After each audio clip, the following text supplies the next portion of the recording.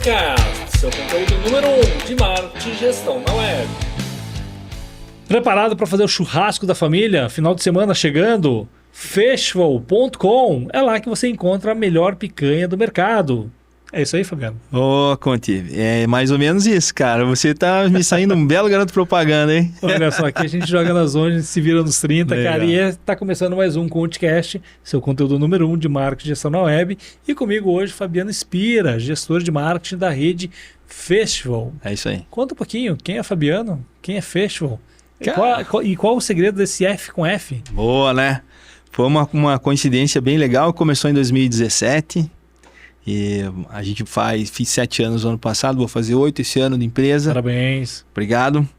E quando eu cheguei eram 6 lojas em Curitiba e 5 em Cascavel, né? 11. Fácil. Só tem 20 a mais hoje. Estamos com 31 lojas. E ainda tem esse topete bonito, não tá careca? Pô, isso daí a gente tem que manter para poder o padrão também ser mantido, né? Muito bem. E aí, esse ano, a gente ainda tem o desafio de mais 8 lojas para inaugurar em Curitiba. Na estrutura aí, perto de 7 mil colaboradores.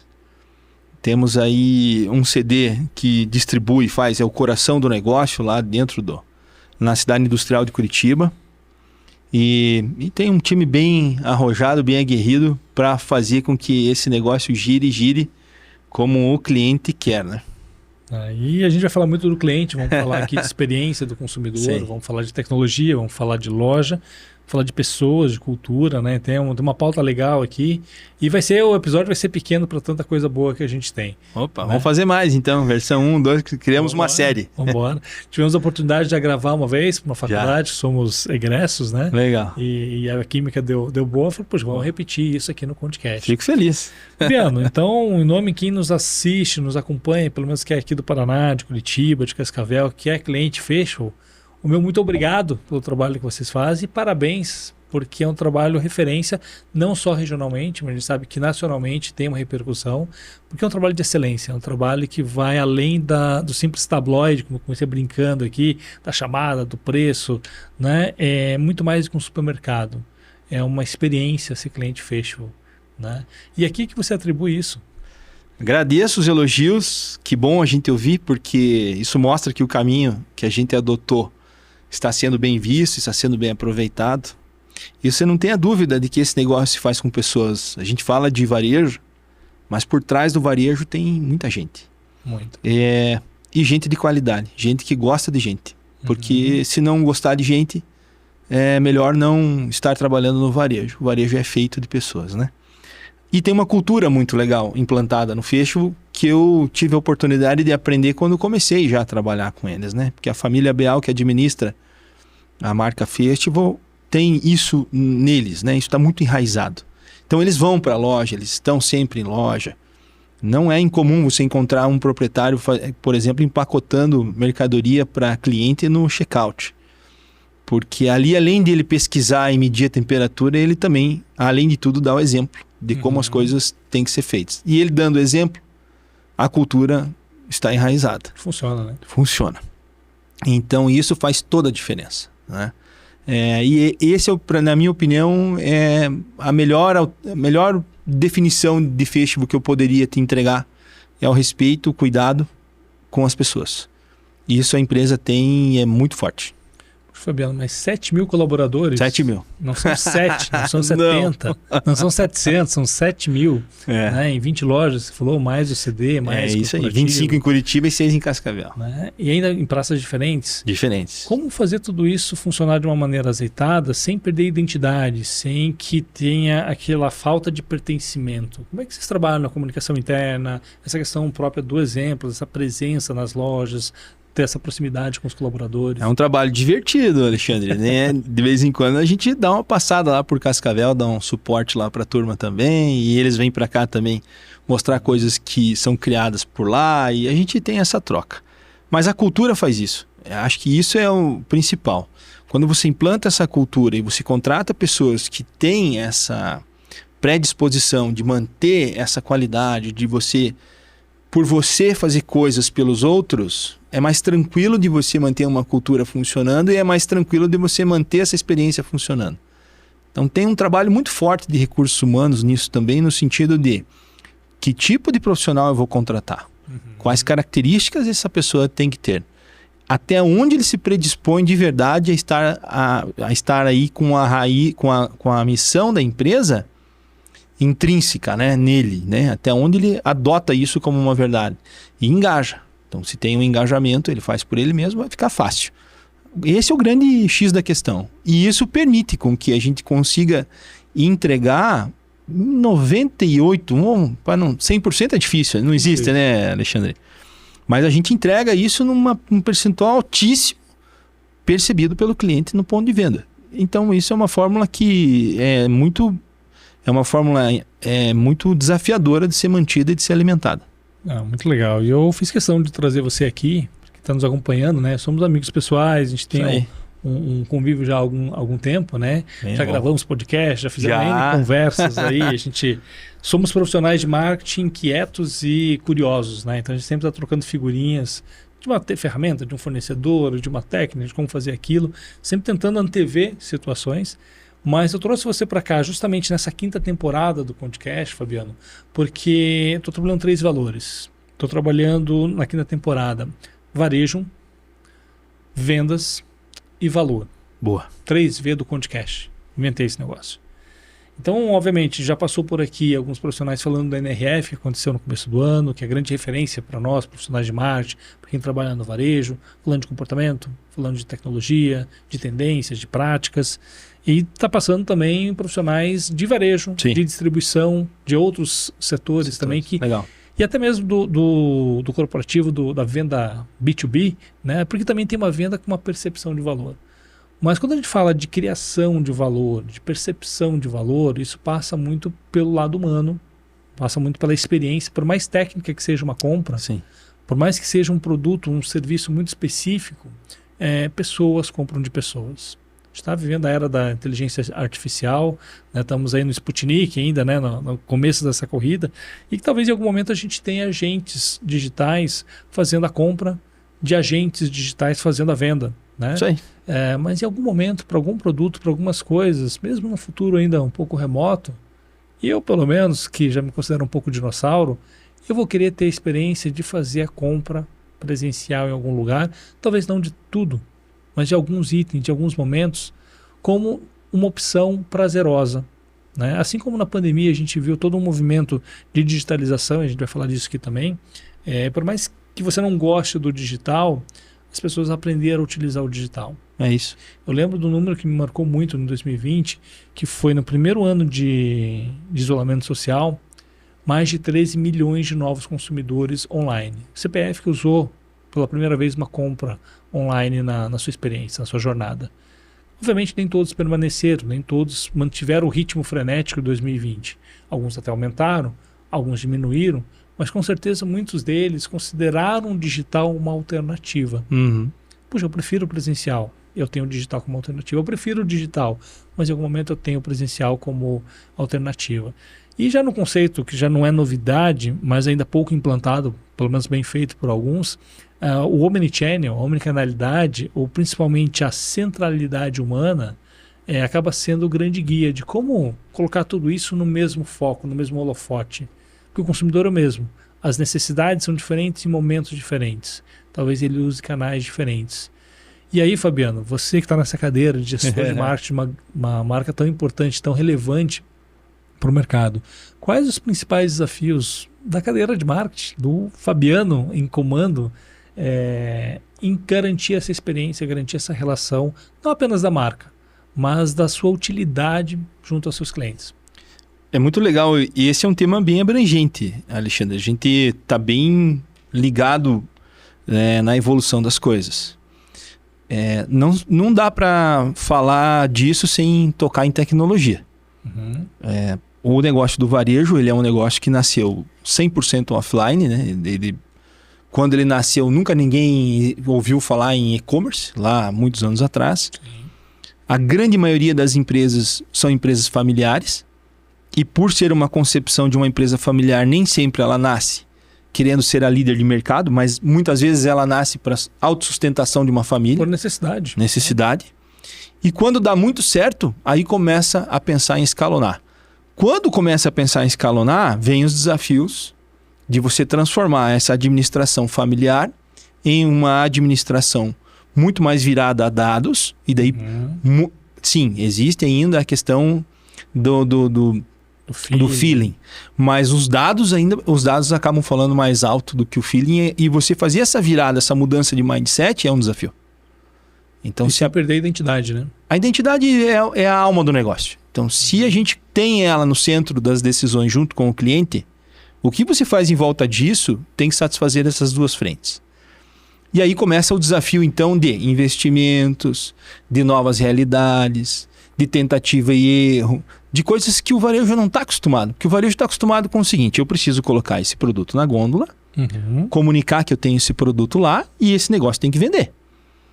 Até porque as indústrias nos cobram disso e também tem o trabalho que eles fazem no PDV, né? Então, ok, essa é a fórmula do negócio. E aí eu colocar a tecnologia nisso para incentivar essa venda, para entender se essa compra está sendo bem feita, se o cliente está comprando na hora certa, e aí linkar isso com e-commerce, puxar dados dessas vendas, etc. É uma outra estrutura. É uma estrutura muito mais profissionalizada, é uma estrutura que envolve terceiros, que é uma coisa que às vezes o varejo não está acostumado a trabalhar. Parcerias que eventualmente eu não preciso criar dentro da empresa, departamentos de coisas que fogem ao varejo, né? Uma produtora.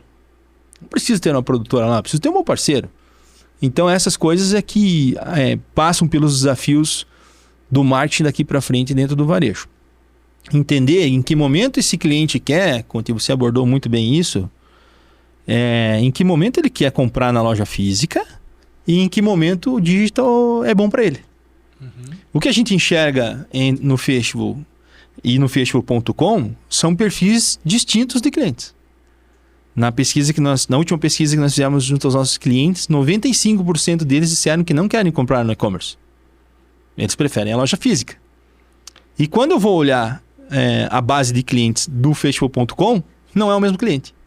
Então eu tenho um cliente que ele é extremamente fiel ao canal digital e tenho um outro cliente que é extremamente fiel ao canal físico. E esse ano na NRF foi um tema muito interessante, que eles falaram bastante, inclusive, se não me engano, a presidente da Sephora falou muito disso, de que o ponto físico ainda é o ponto de experiência e que os jovens querem ter essa experiência fisicamente. Muitas das empresas focam nos adolescentes e nas crianças e não nos pais. Porque hoje os adolescentes e as crianças são influenciadores de compra. Sim. Então é um outro viés, né? Mas isso só os dados conseguem dizer pra gente como é que isso deve ser feito. E não tem fórmula mágica, né? Talvez o que está funcionando num segmento não necessariamente funcione no outro. Não tem jeito. Quando a gente olha a evolução demográfica das coisas, é assustador, né? Você achar... Tem um estudo que diz da Scantec que em 2030 a população para de crescer. Zero, né? Nascimento e morte fica igual. E lá em 2040 é déficit. Então nasce menos do que as pessoas envelhecem. Vai mudar o mercado. Por isso até a NRF colocou lá, game changer, né? Vai mudar o jogo. E aí, cara, como é que faz? Porque que geração vai comprar lá na frente? Então a inteligência artificial, os agentes que você comentou, né? De tomar as suas decisões automaticamente, né? A própria inteligência artificial tomar suas decisões, etc. Isso vai ficar cada vez mais forte. Cada vez mais forte. Fabiano, olha que interessante, desculpa te cortar, mas só para colocar um parênteses aqui. Quando a gente fala de campanha de marketing, muitas vezes a gente faz aquela peça guarda-chuva e desdobra ao longo de um ano, né, o desenrolar de uma campanha em cima daquele filme, daquele comercial principal. Ponto central. O que você está me falando é que talvez em alguns modelos, em alguns setores e para algumas marcas e alguns clientes, a loja física seja essa grande cabeça, esse grande peça principal. Sim. E aí você vai ter N canais digitais de relacionamento, de venda, de interação, mas que muitas vezes a loja âncora, aquela flagship, ou a loja principal na praça da cidade, é a grande referência. E por isso a gente vê algumas marcas, inclusive aqui no Brasil, Magalu, Madeira, que estão abrindo lojas, principalmente em pequenos centros, para ter uma presença de marca maior para vender pelo digital. Perfeito. E a loja acaba sendo muito mais um ponto de logístico de entrega, né, de retirada, ou mesmo para facilitar essa distribuição, mas a loja está servindo como aproximação do público. Perfeito. É a experiência, né? Que passa a considerar aquela marca uma opção na região para comprar online. É isso aí. Eu acho que o online ele vem para ajudar. E as tendências que nós temos são grandes, de que a tecnologia ela vai ser um ponto de equilíbrio das coisas, não de desequilíbrio. Hoje está sendo de desequilíbrio porque tem muita gente que tem medo, por exemplo, de inteligência artificial. E eu acho que não tem que ter medo. Eu acho que a gente precisa entender esse negócio e vivenciar isso. E tá fácil. Veja, ChatGPT. É uma inteligência artificial generativa, qualquer um entra, qualquer um pergunta, qualquer um tem seus resultados. Tem o Gemini, que é da Google. Agora tem o da Microsoft, que é o Pilot. E a inteligência artificial que a gente está falando não é essa generativa, né? A própria Meta colocou dentro do WhatsApp lá uma inteligência artificial. O chatbot não, é uma pontinha. Isso é um chatbot, é isso. Mas nós estamos falando de uma inteligência artificial, cara, que administra centros de distribuição.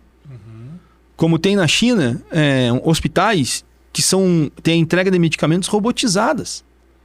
É alucinante isso. Você pede um medicamento, não vai mais alguém no estoque buscar esse medicamento. É um robô que pega e traz para essa pessoa. Eles tiveram ganhos gigantescos em desperdício, ou seja, diminuíram violentamente o desperdício de medicamentos, e também velocidade. O índice de erro de entrega de um medicamento certo ou errado despencou. Quando você coloca esse nível de automação, Fabiano, você atinge outros níveis, né, de produtividade, que ele chega a ser um nível preditivo, ou seja, eu consigo ter uma visão um pouco mais assertiva de um futuro próximo, com base ao histórico. Sim. E até aí não é novidade. Mas você também tem um nível de interação entre diferentes sistemas, máquinas e seja o que for, prescritivo. Ou seja, eu consigo prever com um sistema de inteligência artificial, com automações, o que provavelmente vai acontecer. E eu consigo prescrever, que nem o médico prescreve o remédio, o que fazer. Sem dúvida. Então, se você sabe o cenário, você sabe qual seria a tomada de decisão, você não espera acontecer, você já está pré-escrito. É isso. E você antecipa de forma automatizada a solução. Lembra do velho e bom clássico case da Target? Opa! Né, que a loja sabia e não tinha inteligência artificial. Não. Era puramente estatística. É isso. Eu costumo dizer que a inteligência artificial nada mais do que um sistema de estatística de autoalimentação constante. Ele identifica padrões, né, Alexandre? Padrões, ele é muito bom para isso. E quando você identifica lá no caso da Target, que a menina adolescente estava mudando seu comportamento de consumo, comprando mais vitaminas, comprando preocupações com o corpo. Opa, eu sei o que acontece daqui a alguns meses, ela começa a comprar enxoval de criança, berço. Vou fazer prescritivamente uma promoção anunciando o tip-top, o berço. É isso aí. Né? E quando você coloca isso de uma forma massiva, cara, é um outro nível de experiência. Por quê? Porque não é o spam, não é a propaganda desenfreada. Porque, eu tenho interesse em vender esse produto. Eu estou sendo altamente pertinente a você, Fabiano, que está precisando hoje desse produto nesse canal. É o que a gente chama de hiperpersonalização. Exato. Esse desafio, Alexandre, de eu pegar algo que é massivo, como o varejo, e ao mesmo tempo que você quer ter uma experiência dentro da minha loja, com a iluminação, com o tamanho de gôndola, com o atendimento, com um produto que é uma novidade, com um produto importado, com um vinho, com seja o que for, com uma cafeteria, com um restaurante dentro da... Ao mesmo tempo, você também não aceita mais uma promoção genérica. Porque se eu descubro quais são os seus padrões de compra, de quanto em quanto tempo você vai ao mercado, que tipo de produtos você compra, eu consigo identificar quem é o Alexandre.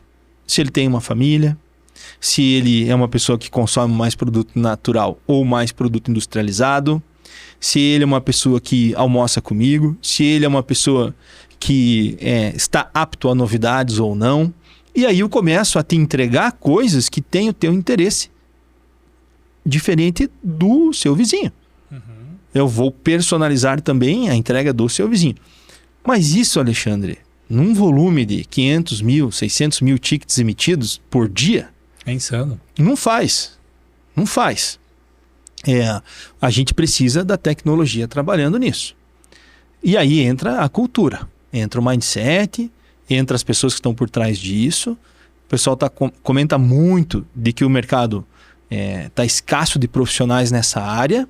E é verdade, porque a velocidade disso é tão grande que a gente não consegue formar as pessoas, né? Exato.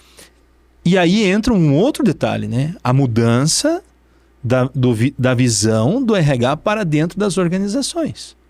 Será que eu preciso buscar esse profissional lá fora? Talvez às vezes pagar mais até, né? Ou eu vou identificar talentos dentro da empresa E desenvolver. e vou desenvolver. Porque eu tenho uma vantagem nisso. A vantagem é essa pessoa ter a cultura da empresa enraizada e eu treinando esse talento e deixando ele cada vez mais apto a descobertas, a testes, etc, e a mais acesso à inteligência artificial, enfim, do jeito que eu quiser trabalhar, essa pessoa vai ser também muito mais fiel a mim. Biano, deixa eu fazer a pergunta que talvez alguns dos nossos ouvintes estejam se perguntando. E se eu investir tudo isso nesse profissional e ele foi embora? É um risco. Mas, como é que você minimiza isso na minha visão, Alexandre? A organização precisa manter a sua atratividade. Nós estamos falando de ambiente de trabalho, nós estamos falando de respeito às pessoas, nós estamos falando de treinamento constante, porque isso também é algo que retém, e não é só salário. Obviamente, salário justo é importantíssimo porque as pessoas vivem é atrás a base da pirâmide. Mas a autorrealização que está lá em cima, é isso. Eu me identifico com a marca onde eu acordo feliz para trabalhar. É isso, Alexandre. Se você tem uma organização que se preocupa com isso, o talento será retido. Ele não vai querer sair de lá para se aventurar em outro. Se isso aqui tá bom para mim e eu ainda estou evoluindo, estou crescendo, cara, é tudo que eu quero. Vamos dar um tapa né? Se você ainda pensa assim, poxa, vou investir muito no profissional e ele vai embora, pense que se você não investir e se ele não se desenvolver, é isso. O que acontece se ele ficar? O que é mais caro? Não, e se ele ficar é ineficiente com você. Né? Então, tem um estudo lançado recente agora que comenta isso, né? 20% dos profissionais de uma empresa são as pessoas que decidem. São as pessoas que estão preocupadas com inovação, que correm riscos, que sabem lidar com o fracasso de um projeto, algo parecido.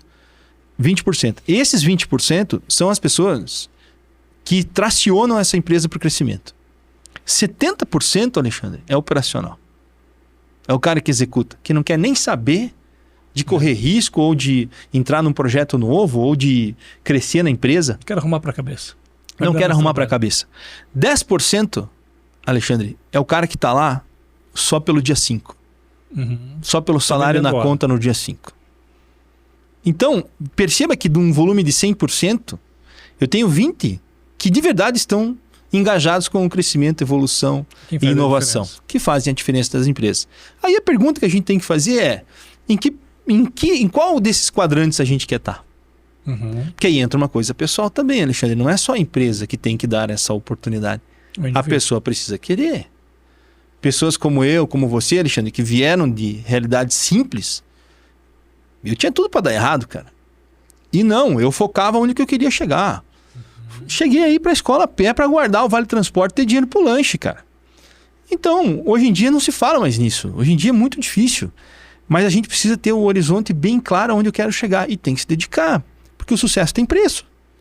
Fabiano, sabe o que é legal, cruzando com isso que você está falando, né? Você falou aí da seleção, da escolha do profissional, de achar o perfil correto para ter esse fit.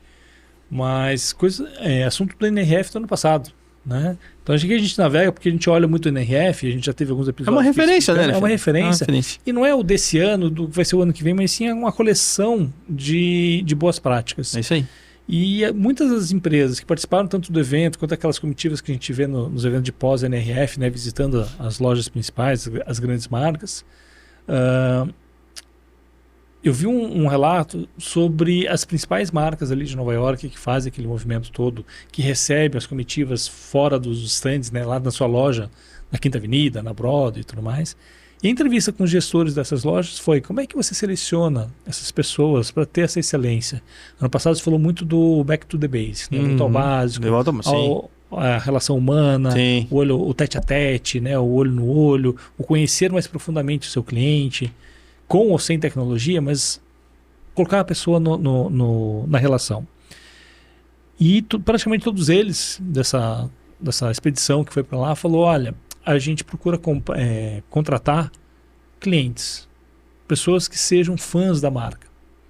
Porque ele está buscando uma oportunidade profissional, mas ele vai trabalhar na marca que ele ama, É legal que ele isso. quer representar. É isso aí. Então, mais do que o contrato comercial de prestação de serviço, ele é uma extensão da marca que ele não quer que fale. Perfeito. E quando você visita uma Apple, por exemplo, mesmo eu não sendo um consumidor de Apple, quem me conhece sabe que nada contra, pelo contrário, eu admiro muito, mas não uso. É isso aí. Né? Você fica encantado porque ele é um representante da marca.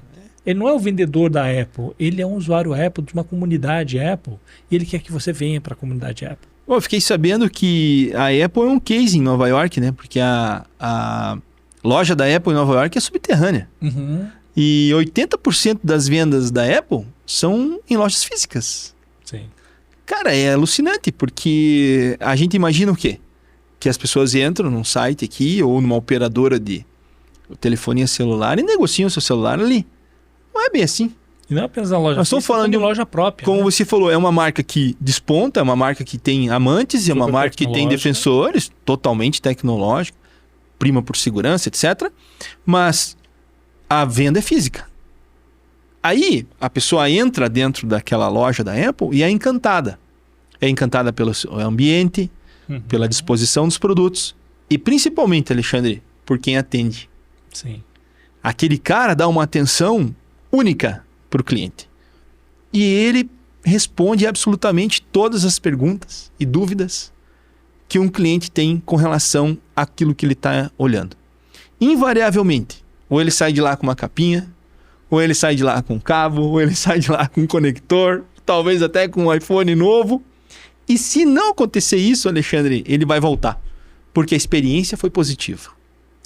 E aí você fala, mas é aquela flagship, aquela loja bonita, de vidro, subterrânea. Eu fui também numa loja da Apple, que é uma loja muito mais promocional, um corner, ali na estação central, na Grand Station, né? Cara, que assim, é a loja de corredor... Da Muvuca da mesmo. Muvuca. E o cara te atende com a mesma paciência, É isso. com a mesma calma. É cultura. E se já é cliente Apple? Não, nunca foi. E o cara, ele não te desdenha por isso. Não, Então, seja bem-vindo. Eu vou te converter. É isso. E o cara quer te encantar. E aí, por que eu abro mão de comprar pela internet se eu posso ter essa experiência física? Né? Então, um varejo, gente, por mais high-tech que seja, por mais inteligência artificial, ferramentas, robôs e tudo mais, a gente ainda resolve problemas de pessoas. Não tenha dúvida. Tem momento que eu quero para já e a automação vai resolver. E, Alexandre, tem o cliente... momento que eu quero me satisfazer. Coloca o cliente no centro da decisão. Se eu olhar para o festival, nem todos os clientes que o festival atende eles fazem 100% das suas compras no festival. Sim. Nem todos. Diria para você, numa das pesquisas que fizemos lá, perto de 50% dos clientes que tem o festival como primeira opção de compra, tem um concorrente meu como segunda. E quando eu fiz uma pesquisa fora do festival, num raio de abrangência, as pessoas que têm outra marca como primeira opção de compra, tem o festival como a segunda. Então a gente tem que estar atento pelo seguinte, por que ele ainda me tem como segunda compra? Tem algo que eu estou entregando. Talvez a experiência, talvez um produto específico, talvez uma seleção. Um mix. A gente precisa estar atento a isso, entendendo por que o cliente está me buscando como segunda compra. E será que eu não consigo converter ele para a primeira compra? Por que será que ele não está comprando comigo como primeira opção? E o cliente que me tem como 100% fiel a mim, como é que eu encanto ainda mais essa pessoa? Para evitar que em algum momento ele tenha que ter uma outra experiência. Então a gente é um trabalho que envolve pessoas, porque as lojas são feitas de pessoas. Quando a pessoa quer um pãozinho mais torradinho, ele pede para a atendente da mercearia. Não tem tecnologia nisso. Quando ele quer um corte de carne diferente, ele chama a pessoa do departamento de carnes para fazer um corte para ele. Pô, você pode cortar esse mignon para mim aqui em fatia? Pois não, vamos cortar para o senhor. E não cobramos por isso. Sim. Porque é um serviço. A pessoa quer aquele mignon fatiado, tá tudo certo. E as pessoas precisam saber de que isso faz a cultura ficar cada vez mais enraizada. E é colocar o cliente no centro das atenções. Recentemente, um amigo nosso, em comum aí da área de marketing, muito experiente, me procurou, puxa, nós vamos fazer um churrasco de confraternização, será que tem alguém na loja da 29, que é a loja da Brigadeiro Franco, para me dar uma atenção lá, que eu queria uma carne específica, tal. Claro que tem. Chegue lá, converse com a gerente, a Luciene, ela vai direcionar um profissional no açougue para te atender, fique tranquilo. E eu mandei um WhatsApp para a Luciene e falei, Luciene, nós vamos receber um cliente que já é nosso cliente e tal, veja se você consegue atendê-lo, etc. A resposta dela foi, considere atendido. Missão dada, missão cumprida. Porque tá na raiz dela. Não foi porque o Fabiano pediu, entende? Você só sinalizou. Você acredite, 8h15 da manhã, no dia seguinte, ele me mandou, porque a loja abre às 7. Ele me mandou um WhatsApp com um carrinho repleto de coisas para um churrasco de confraternização, rasgando elogios para a pessoa que o atendeu. Não foi para mim, não foi para o Fecho, não foi para a Luciene, foi para a pessoa que o atendeu. Agora, Alexandre, se este camarada que foi cortar a carne para ele, foi escolher a carne para ele, não estiver apto a gostar de pessoas, a satisfazer esse cliente e a tê-lo como centro das decisões, Não funciona. não funciona. E eu já vivi isso na pele, eu já mandei vídeo pro Fabiano aqui, numa loja perto de casa que eu frequento ali, uma loja nova, bonita, né? E eu falo assim, a arquitetura é fantástica. O layout é diferente, né? Até pela disposição do espaço ali. E o grande diferencial é o Romário. Falei pra você do Romário, né? O Romário, ele trabalha na açougue. E esse cara é um vendedor, ele é um encantador. É um atendente.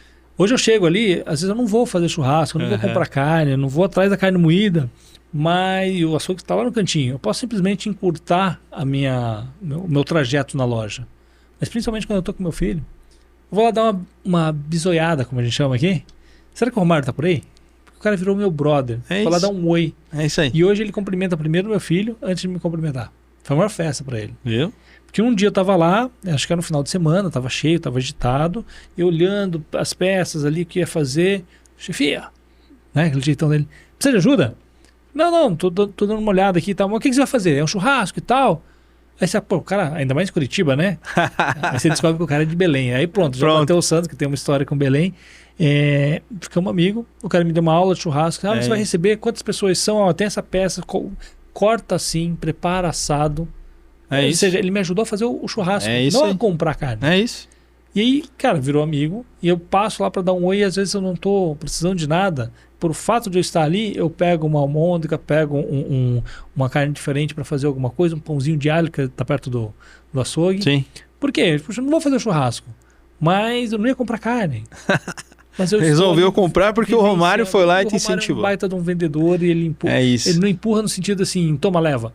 Mas olha que legal. Situações que você se sente bem querendo levar, aumentar o ticket. A gente pode falar aqui de fidelização. Fidelização no varejo, Alexandre. Isso é ouro. É ouro. E, cara, a fidelização, ela tem na base dela a boa vontade da pessoa em gerar uma experiência boa para você.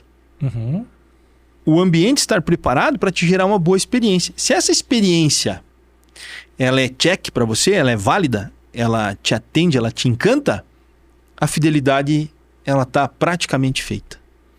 Então, o que a gente faz quando tem um profissional como o Romário e outros que a gente tem na organização, que também temos que tirar o chapéu aí, gerentes de loja, a gente tem gerentes de lojas sensacionais, que entendem de pessoas. Cara, isso vai fazer a diferença. Isso vai fazer diferença. Quem não gosta de ser bem tratado? Seja onde for. Exato. Seja onde for. Então, eu me lembro... E olha, companhia aérea, que é uma coisa que você sabe que é difícil. Você tem que marcar banco. Quando as crianças ainda eram pequenas, quantas vezes a Andressa não foi? Não teve que viajar a negócios, porque ela é jornalista, apresentadora de TV, minha esposa, né? Beleza. Teve que ir com o Miguel, e o Miguel era pequenininho, cara. O Miguel tinha 2 anos de idade, 1 ano e meio, e viajava com ela às vezes, porque eu não tinha condições de ficar com ele, infelizmente, né? Tinha que fazer... E ela levava. Cara, como tinham pessoas que se importavam com isso dentro de um negócio que é extremamente engessado e você é refém dos caras, que é a companhia aérea. Mas sempre tinha alguém para ajudar. É o herói, né? Entendeu? É o cara que, peraí, eu vou segurar o carrinho pra senhora, pode deixar que eu dobro, eu guardo.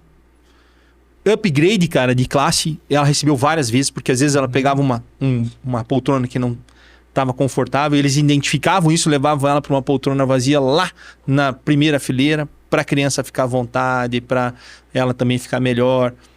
nós estamos falando de percepção e de pessoas. Como é que isso não fideliza? Alguém está olhando com atenção e com carinho para mim. É isso aí, cara. Agora, olha que legal. Como é que a gente usa a tecnologia para fazer isso? Aí entra na hiperpersonalização. Entra em eu entregar para você. É isso.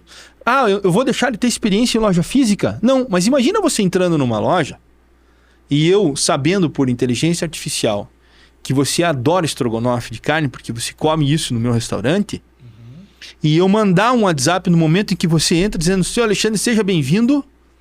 O nosso estrogonofe hoje está especial. Ou seja, não é o spam dizendo que está na promoção, portanto. Não, é personalizado. É para você. É para você. Você só vai me autorizar a fazer isso, Alexandre, se eu for relevante para você. Os desafios da tecnologia no varejo passam por isso. Não só eu te mandar tabloide de oferta. Eu vou te mandar tudo. Vou te mandar lá detergente, vou te mandar sabão em pó, vou te mandar chocolate, tudo. Mas talvez você não esteja interessado só na carne. Ou então eu vou saber que você chegou na loja e vou dizer: Seu Alexandre, o Romário está te aguardando para te dar um abraço. Então. Você vai receber um WhatsApp lá, cara. É isso. Nós estamos falando de puxar a tecnologia para melhorar essa experiência em loja física. Ô Fabiano, sabe que eu habito muito o LinkedIn.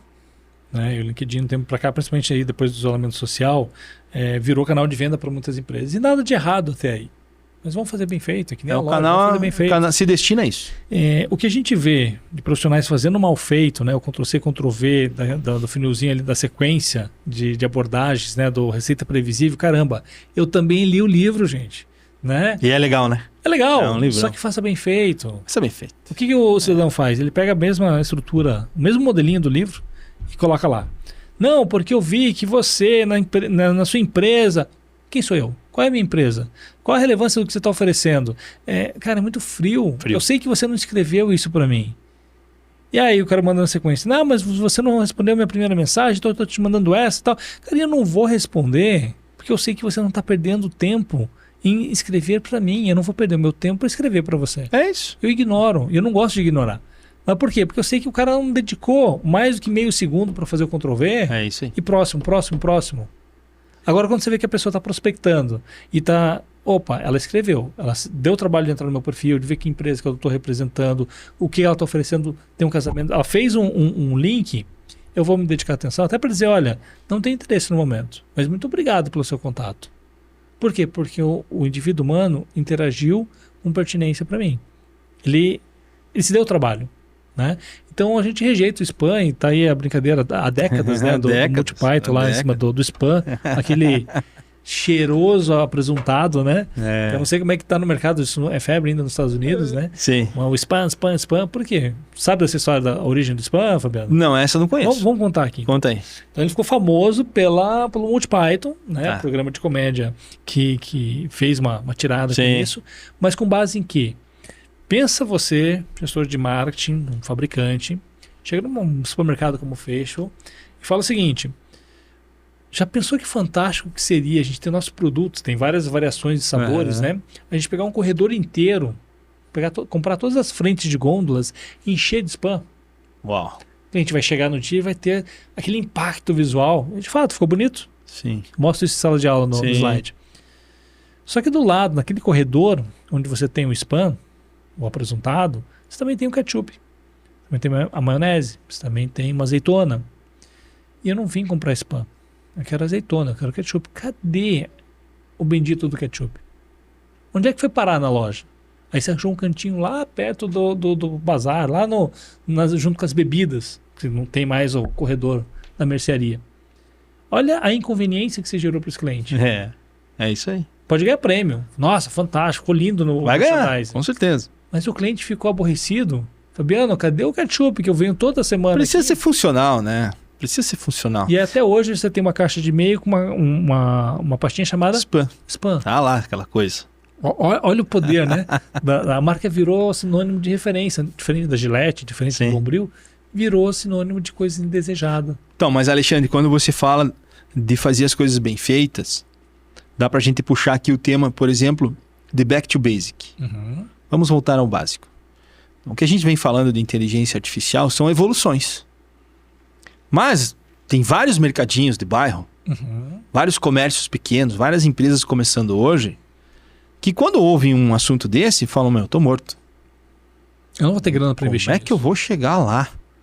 Mas quando a gente fala do básico bem feito, o básico bem feito, Alexandre, é um atendimento telefônico ou um atendimento por WhatsApp humano ainda, né? Porque o chatbot, ok, resolve muita coisa, mas quando entra um atendimento humano, muda a figura. Alguém que vai brigar por mim diante do processo. Perfeitamente. Que para mim foi deficiente. De novo, estou voltando ao básico. Eu saí do digital do chatbot e voltei a uma conversa presencial, por mais que seja digital. Mas é humano com humano. É human to human, né? Exato. Novo livro do Kotler, por sinal. Aí é que tá. O Kotler até mudou os 4 P's, né? Você botou 4 C's agora. Sei. Então, caramba, faça o básico bem feito. Dê um bom dia de verdade, sincero. Se for um telefonema que você vai atender, porque hoje é raro, né? As pessoas... Posso te ligar? Manda um WhatsApp perguntando se pode ligar. Muito louco. Responda às 2h30, agora pode. Agora pode. Mas atenda sorrindo. Sim. Bom dia, tudo bem? Energia, posso te ajudar? É isso. Atendeu bem. Por mais que você não consiga fazer a venda, mas o seu atendimento foi bem feito. Você tem um produto para vender, o seu preço é justo. A sua entrega é verdadeira. O que eu chamo de entrega verdadeira é prometer e cumprir. Porque às vezes não cumpre. Isso é o básico bem feito. Se isso não estiver pronto, Alexandre, não adianta pensar em tecnologia. Não, mas eu preciso do WhatsApp para vender. Isso é uma ferramenta. Então trabalhe bem o seu canal de WhatsApp. Eu preciso de uma rede social bem feita. Aprenda como ela funciona. Peça ajuda para as pessoas. Você não tem dinheiro para bancar uma agência? Alguém ao seu redor conhece mais disso do que você. Fabiano, peça ajuda. Isso é básico. Isso é básico, Alexandre. Falando do básico, do simples, do barato, às vezes a melhor rede social é o evento do sábado de manhã na loja. Eu não tenha dúvida. O melhor ponto de contato é receber o cliente com um bom dia, com um sorriso. Né? Talvez você não tenha o número dele, não tenha uma automação de WhatsApp. Alexandre, quando... Fabiano, que bom que você veio na loja hoje. É isso. É ser chamado pelo nome. Você vai lá pelo Romário. Entendeu? Você vai ao fecho, tem um profissional de carne lá, chamado Romário, que tem afinidade com você. É isso que eu tô falando. Agora, olha que coisa maluca, né? Como que o ser humano ele se junta nessas coisas e como o básico faz toda a diferença.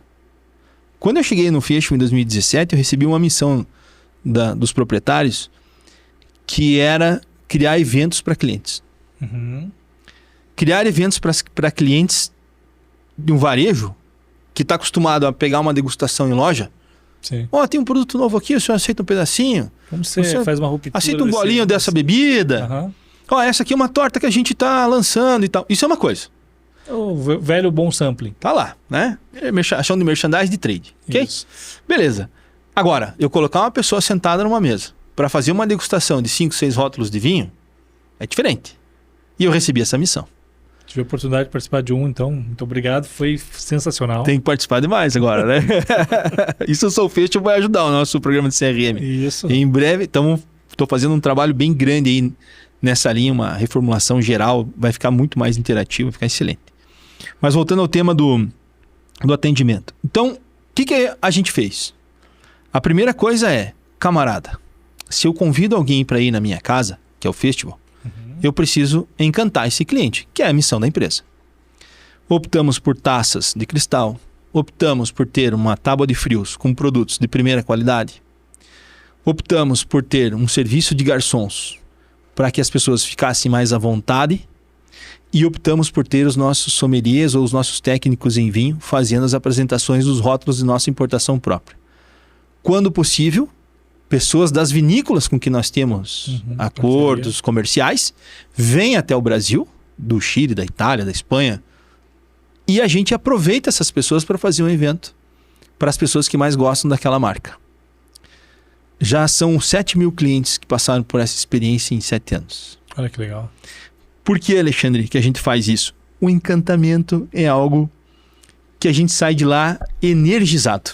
O presente é nosso.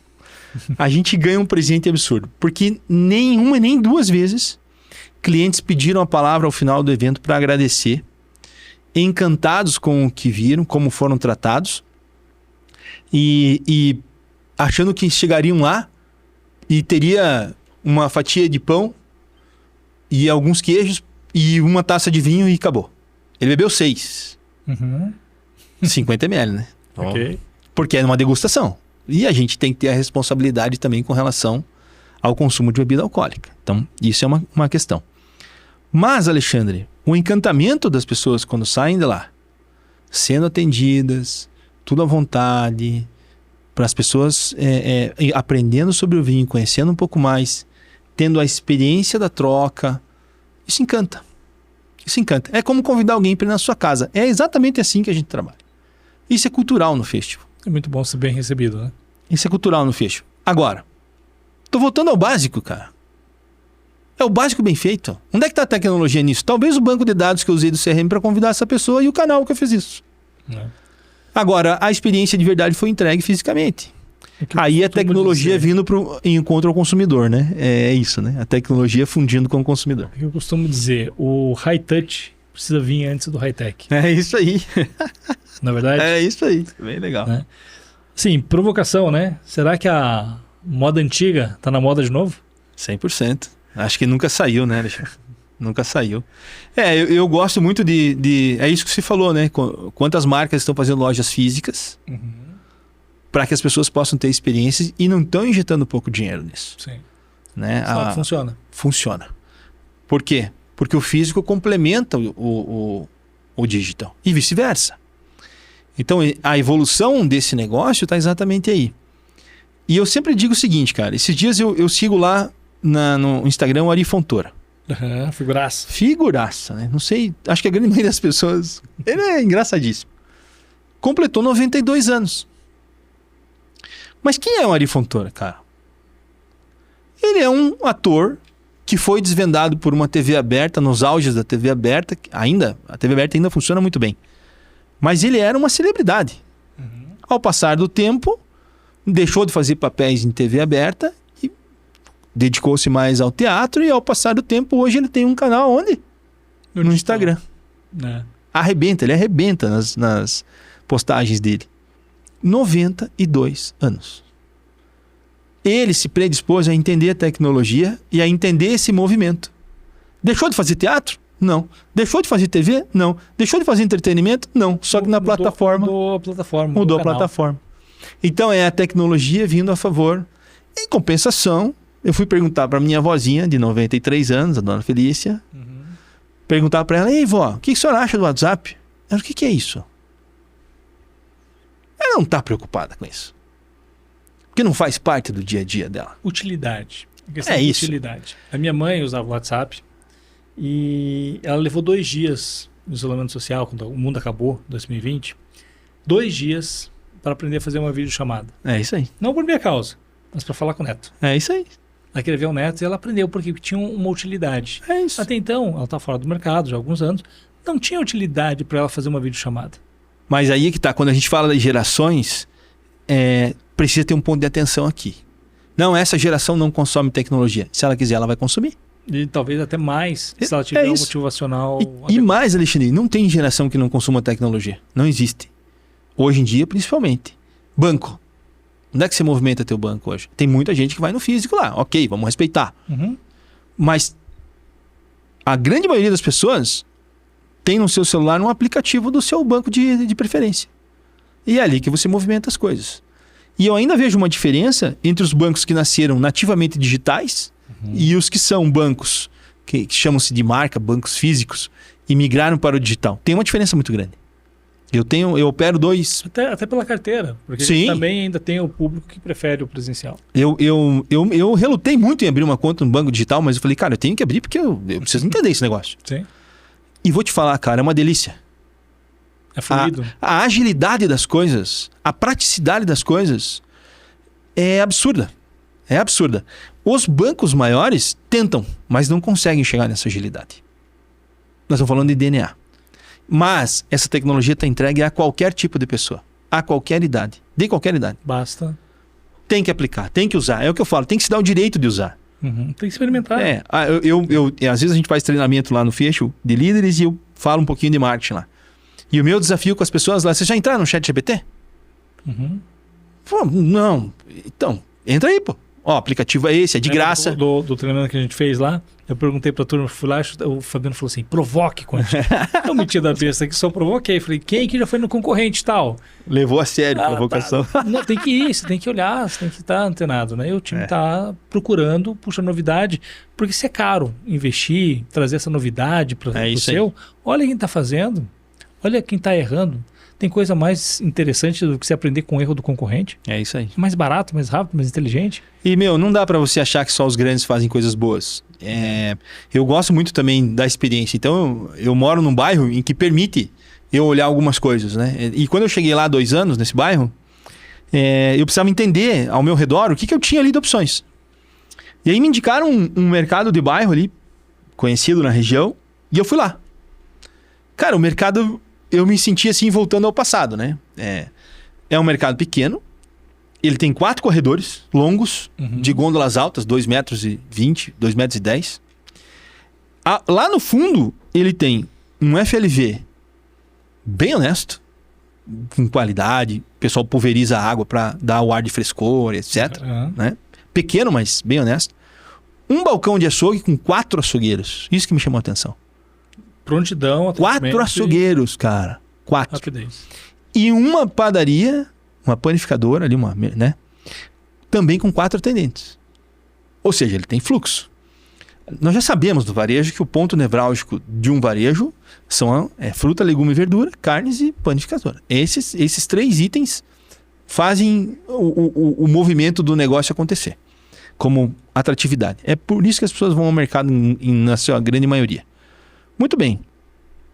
Eu falei, cara, o cara, ele entendeu o jogo. Pequeno, cara. Não tem inteligência artificial, não tem. Não tem self-checkout. Na época não tinha programa de fidelidade, agora tem. Olha aí. Um passo de cada vez. A evolução, faz o básico bem feito, depois eu aplico a tecnologia. Eu tenho que estar pronto para fazer essa aplicação. Eu não posso dizer pro meu pai, você já usou o WhatsApp?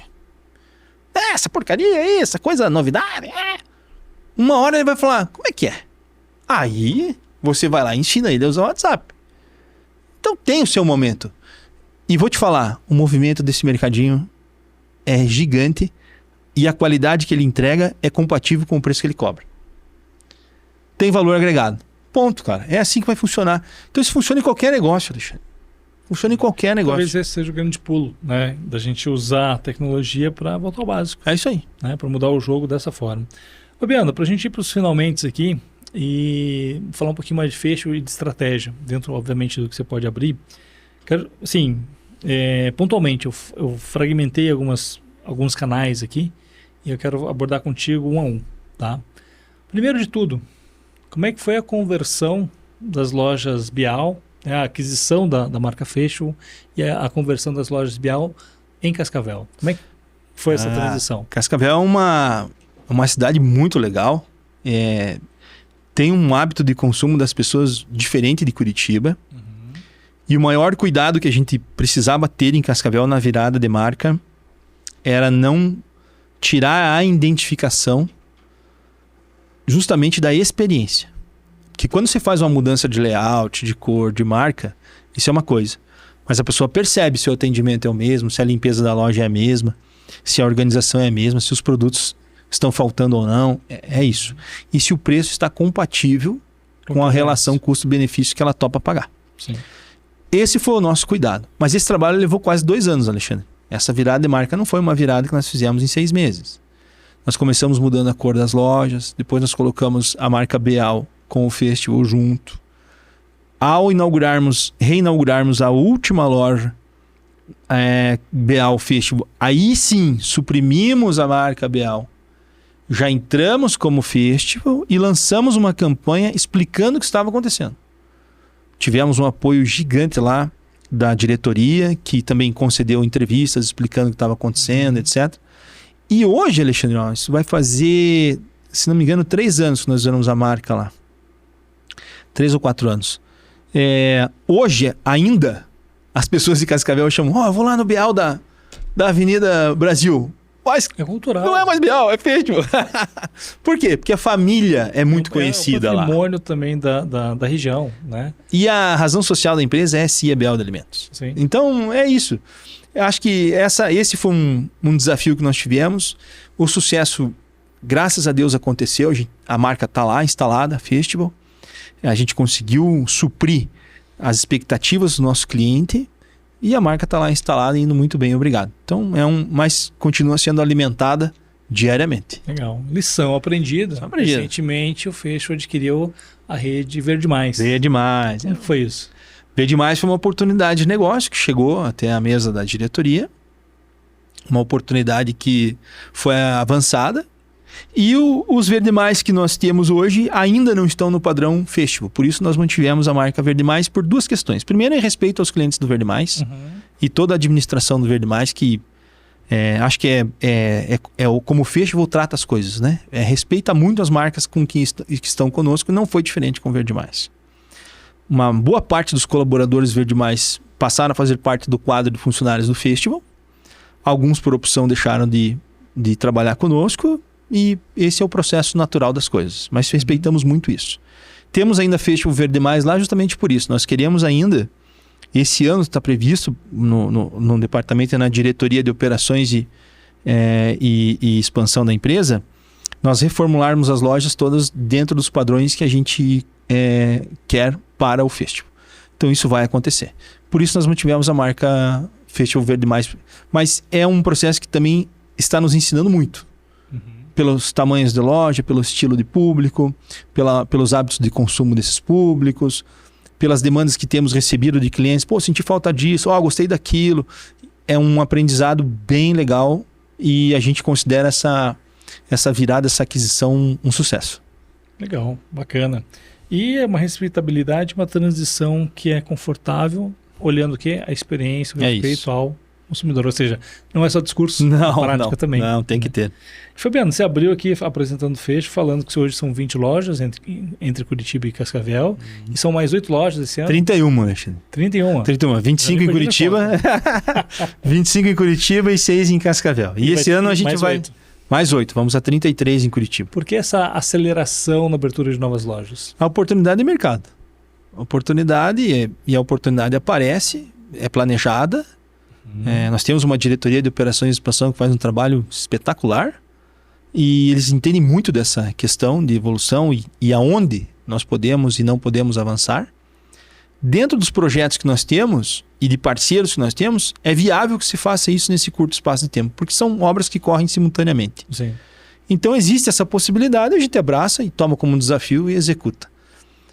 Desde que o consumidor não sofra na ponta. Então essa é uma prerrogativa da diretoria. E por fim, não menos importante, né? Talvez a caçulinha, de alguma forma, Festival.com. Festival.com, ótimo tema. No ano de 2024 recebeu aportes importantes.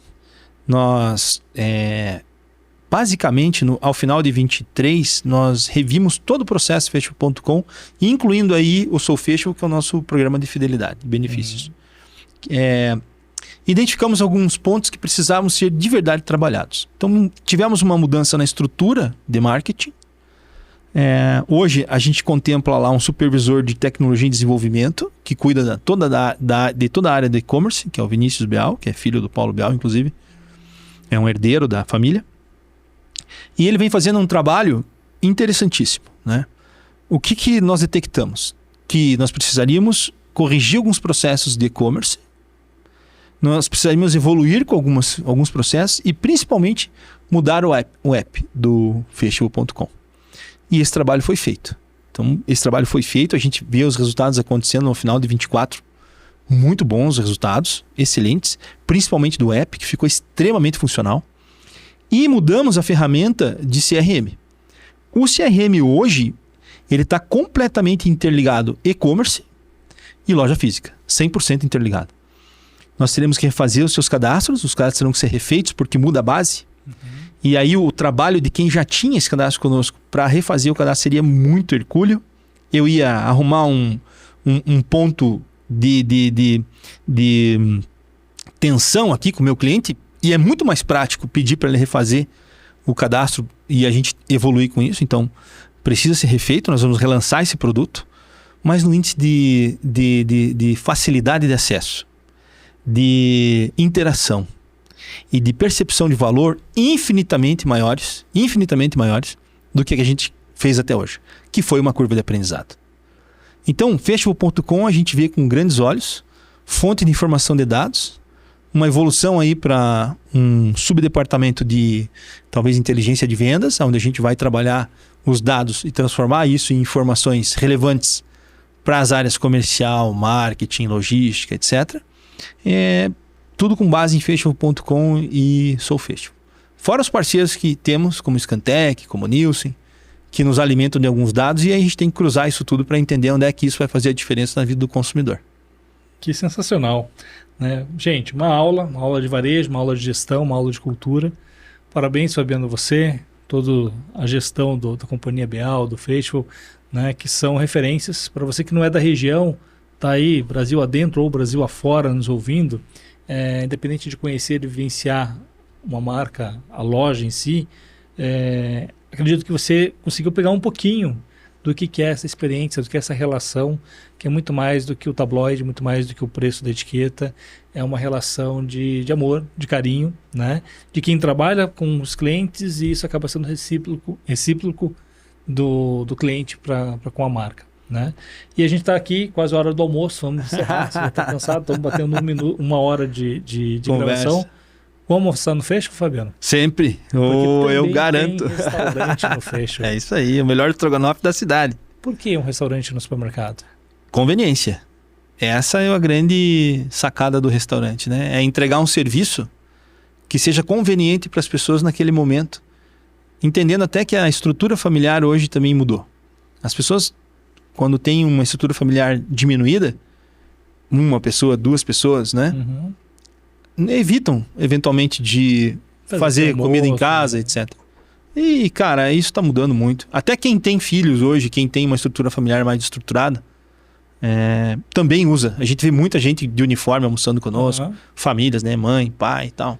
E é isso, bacana, conveniência. Fabiano, a gente falou aqui em outros episódios sobre o NRF, falamos hoje aqui na nossa conversa sobre o NRF, e há alguns anos já o NRF, essa grande vitrine do varejo, das tendências, vem trazendo um novo posicionamento para as lojas físicas, independente do setor, que é muito mais um ambiente de convivência. É isso. Né? Seu third place, né? Então, puxa, eu vou para o trabalho, vou para casa, mas eu também vou na loja fazer alguma coisa, viver uma experiência, um lazer, ou até mesmo uma prestação de serviço. Uhum. Então é a loja é o shopping center que tem a área de serviço perto do estacionamento, é a loja de esporte que também faz a manutenção na bicicleta. Isso aí. E dentro de cada contexto, o supermercado agora tem um refeitório, tem um restaurante. Um restaurante e uma cafeteria. Uma cafeteria que também meu filho adora, tem uma mesinha no canto ali na Kennedy. Isso. Papai, nossa mesa tá vazia, vamos comer um pão de queijo? Olha que legal que ele falou pra você, a nossa mesa... Que é o ritual de sentar É isso, cara. E esse é o engajamento que a gente quer na nossa clientela. É isso aí. Fabiano, mais uma vez, obrigado. Você que ficou conosco até agora também, obrigado pela paciência e parabéns pela experiência de ter aprendido tanto conosco aqui com o Fabiano, essas histórias fantásticas. E esse foi mais um ConteCast na 5ª temporada, falando de varejo, de vendas e de valor. Obrigado, Alexandre. Uma honra para mim, uma alegria participar aqui. Né? Primeiro que somos amigos pessoais, e segundo que te admiro como profissional também.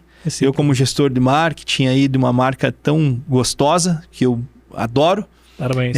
Tenho aí essa tranquilidade de passar um pouquinho do nosso dia a dia e tentar encantar as pessoas por aqui também. Então, é isso. Se você, profissional de varejo, empreendedor da área de varejo, ou está pensando em como consumir, enquanto consumidor, vá com outros olhos para a loja, porque acho que o que a gente falou aqui vai encontrar atende lá quem empreende, quem trabalha e quem consome.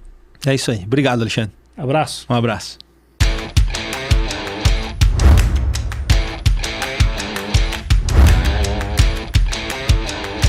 Concast, seu conteúdo número 1 de marketing e gestão na web.